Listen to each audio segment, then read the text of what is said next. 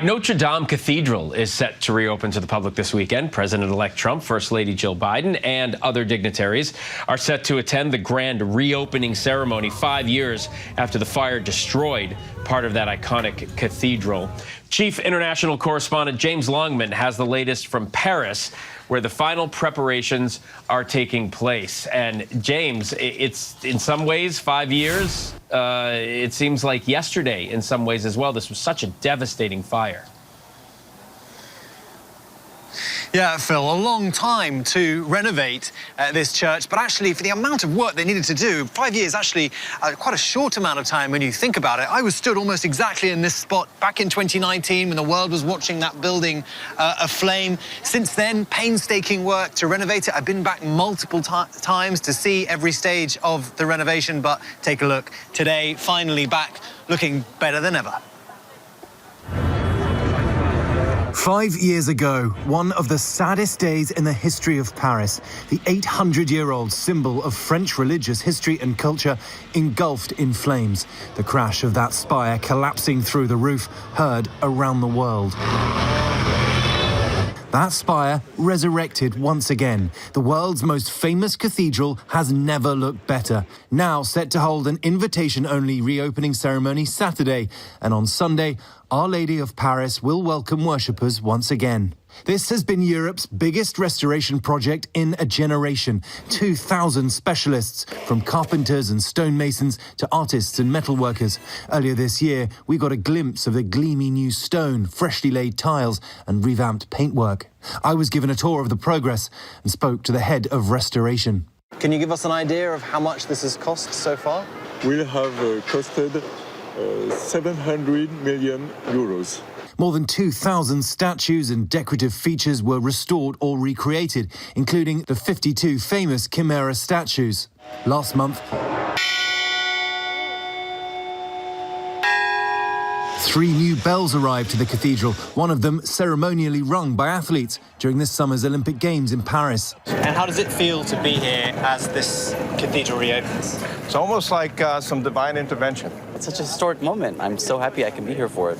And atop that famous spire, once a copper rooster, the unofficial symbol of France, now golden, with flame-like wings resembling a phoenix rising from the ashes. And of that, more than $700 million, some of that, quite a lot of it actually, was donated by American donors, and not big, wealthy, multinational corporations, but everyday Americans sending small amounts of money because they wanted to be able to pay for a little bit of history. Phil? James, what kind of preparations are in place for this grand reopening, and what can we expect to see?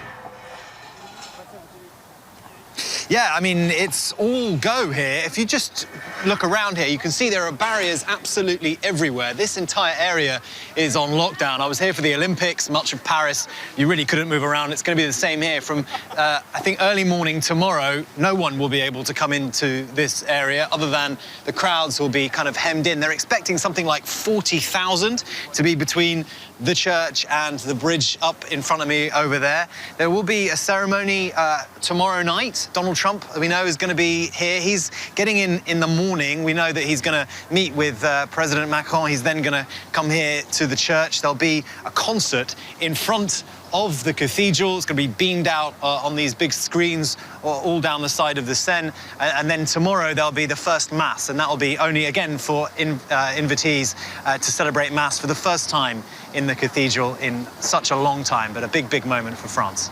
And James, you mentioned Donald Trump. We know First Lady Jill Biden is going to be there. This is obviously not happening in a vacuum. This is coming as the French government is in an unprecedented turmoil right now. Tell us what's the latest with that, and is that affecting the mood where you are there in Paris? Yeah, Phil, look, this goes back to Emmanuel Macron's decision earlier this year to call a snap election. He rolled the dice. He thought perhaps that he would firm up his government. That didn't happen. You ended up with a very divided parliament here between, broadly speaking, the far right, the centre and the far left. He hasn't really been able to get the policies he's wanted through, particularly the budget. So we've had the Prime Minister try and force a budget through. That didn't work, so he's had to quit. We now don't have a cabinet, a government in this country. He's yet to appoint a new prime minister. That hasn't happened in something like 60 years, I'm told. So this is unprecedented for France, really, in the last few decades. So all of that is swirling around President Macron. He himself doesn't want to go anywhere. It's understood that he thinks he can stay through the rest of his term. We'll have to wait and see. I think this weekend will be an island of calm, perhaps, in an otherwise very politically turbulent time, when the whole country will come together to celebrate what they've been waiting for so long. But as soon as it's done, France will be back to its politics, and that will be turbulent. Yeah, absolutely. And the world will be watching. Chief International Correspondent James Longman. James, thanks so much from Paris.